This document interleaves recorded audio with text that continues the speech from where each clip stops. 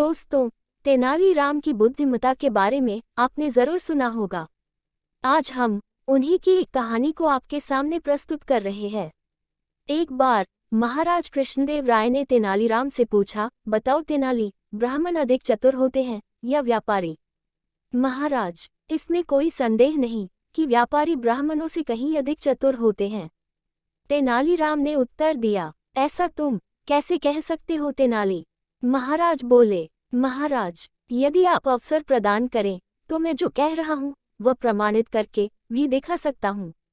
तेनालीराम ने आत्मविश्वास के साथ कहा, ठीक है, तो कल प्रमाणित करके दिखाओ, जैसी महाराज की आज्ञा, किंतु मेरी एक शर्त है कि कल मैं जो कुछ भी करूं, आप उसके बीच में कुछ न कहें, न ही किसी अन्य को कोई रोड़ा डालने दें। महाराज ने तेनालीराम की बात मान ली। अगले दिन दरबार लगा। समस्त दरबारी दरबार में उपस्थित थे, राजगुरु भी। अचानक तेनालीराम राजगुरु से बोले, राजगुरु जी, मेरा आपसे एक निवेदन है। यदि आपको मेरा निवेदन बुरा लगे तो क्षमा करें, किंतु ये अति आवश्यक है।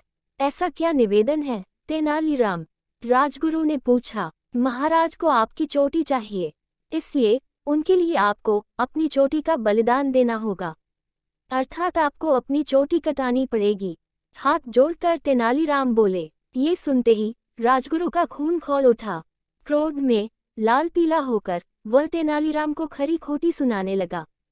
तब तेनालीराम उन्हें शांत करते हुए बोले, राजगुरु जी, बदले में चाहे आप मुंह मांगा दाम मांग ले, किंतु चोटी तो आपको कटानी ही पड़ेगी, क्योंकि ये महाराज की आज्ञा है। राजगुरु समझ गया कि वह महाराज की आज्ञा के विपरीत नहीं जा सकता। फिर चोटी का क्या है, वह कुछ दिनों में पुनः उगाएगी। वह सोचने लगा कि इसके बदले उसे कितनी स्वर्ण मुद्राएं लेनी चाहिए। कुछ देर सोचने के बाद वह बोला, ठीक है, यदि ऐसा करना अति आवश्यक है तो मैं अपनी चोटी कटवाने तैयार हूँ, किंतु चोटी के बदले मुझे 5 स्वर्ण मुद्राएं चाहिए। खजांची को कहकर खजाने से 5 स्वर्ण मुद्राएं निकालकर राजगुरु को दे दी गई और नाई बुलवाकर उनकी चोटी कटवा दी गई। कुछ देर बाद नगर के सबसे बड़े व्यापारी को बुलवाया गया। तेनालीराम ने उससे भी कहा कि महाराज कृष्णदेव राय को उसकी चोटी चाहिए, इसलिए उसे अपनी चोटी कटानी पड़ेगी। व्यापारी बोला, महाराज की आज्ञा मैं कैसे टाल सकता हूँ, लेकिन मैं एक बहुत गरीब आदमी हूँ। अपनी चोटी के बदले तुम जो कीमत मांगोगे वह तुम्हें दी जाएगी। तेनालीराम बोला। व्यापारी कहने लगा, मैं महाराज से क्या मांग सकता हूँ, किंतु इतना कहूंगा कि इस चोटी की लाज बचाने के लिए अपनी पुत्री के विवाह में मुझे 5000 स्वर्ण मुद्राएं देनी पड़ी थी। फिर अपने पिता की मृत्यु के समय भी इस चोटी को बचाने के लिए मुझे 5000 स्वर्ण मुद्राएं खर्च करनी पड़ी थी। तो ठीक है, तुम्हें 10,000 स्वर्ण मुद्राएं। तेनालीराम अभी कह ही रहा था कि व्यापारी बीच में बोल पड़ा, मेरी बात पूरी सुन लीजिए श्रीमान। बोलो, क्या कहना है? श्रीमान, आज भी बाजार में इस चोटी के बदले मुझे 5000 स्वर्ण मुद्राएं आसानी से उधार मिल जाएंगी।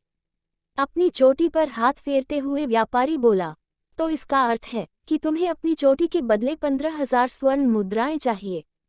तेनालीराम ने पूछा, अब मैं क्या कहूँ, बस महाराज की कृपा हो जाए। व्यापारी खिसियाते हुए बोला। तुरंत खजाने से 15,000 स्वर्ण मुद्राएं निकालकर व्यापारी को दी गई। नाई तो पहले से ही दरबार में उपस्थित था। व्यापारी अपनी चोटी कटवाने बैठ गया। नाई भी उसकी चोटी काटने आगे आया, लेकिन जैसे ही उसने व्यापारी की चोटी काटने के लिए उस्तरा निकाला, व्यापारी तुनक कर बोला, ए नाई, जरा देख के भूलना नहीं कि ये महाराज की चोटी है। व्यापारी के ये शब्द महाराज कृष्णदेव राय को अपमानजनक लगे। वे क्रोधित हो गए और उन्होंने सैनिकों से कहकर व्यापारी को दरबार से बाहर फिंकवा दिया। व्यापारी के हाथ में पहले ही 15,000 स्वर्ण मुद्राओं की थैली थी। उसने भी वहां से चंपत होने में देर नहीं लगाई। इस पूरे घटनाक्रम के बाद तेनालीराम महाराज से बोला, महाराज, मैंने अपनी बात सिद्ध कर दी। आपने देखा कि राजगुरु जी ने 5 स्वर्ण मुद्राओं के बदले अपनी चोटी गंवा दी, लेकिन वो व्यापारी 15,000 स्वर्ण मुद्राएं भी ले गया और अपनी चोटी भी नहीं कटवाए। हुआ न व्यापारी ब्राह्मण से अधिक चतुर। ये सुनकर महाराज सहित सारे दरबारी हंस पड़े। दोस्तों, आपको हमारी आज की कहानी कैसी लगी कमेंट करके जरूर बताएं। अगर आपको कहानी अच्छी लगी हो तो हमारे चैनल को सब्सक्राइब जरूर करें। राधे राधे।